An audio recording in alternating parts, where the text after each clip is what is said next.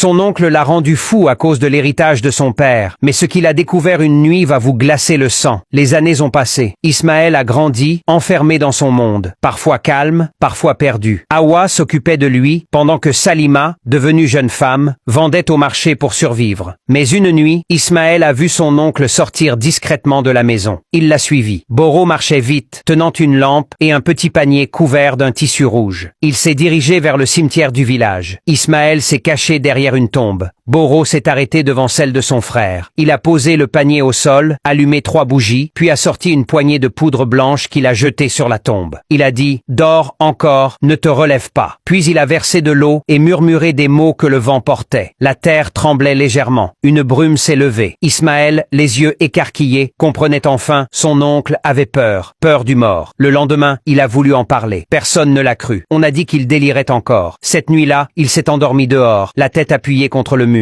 Dans son rêve, il a vu son père, assis sous un ciel étoilé. Il lui a dit « Va dans ma vieille case, prends la calebasse sous le lit. Dedans, tu trouveras une poudre blanche. Reviens sous les étoiles et rends-moi justice. » Ismaël s'est réveillé en sursaut. Il a fait ce qu'il avait vu. Il a trouvé la calebasse, la poudre, puis est sorti dans la cour. Il a levé la main vers le ciel et a dit « Si la justice des hommes dort, que celle des ancêtres se réveille. » Le vent s'est levé d'un coup. Les chiens ont hurlé. Le lendemain matin, Hawa s'est réveillé en entendant un cri. Il venait de la maison de l'oncle Boro. La suite dans la partie 3.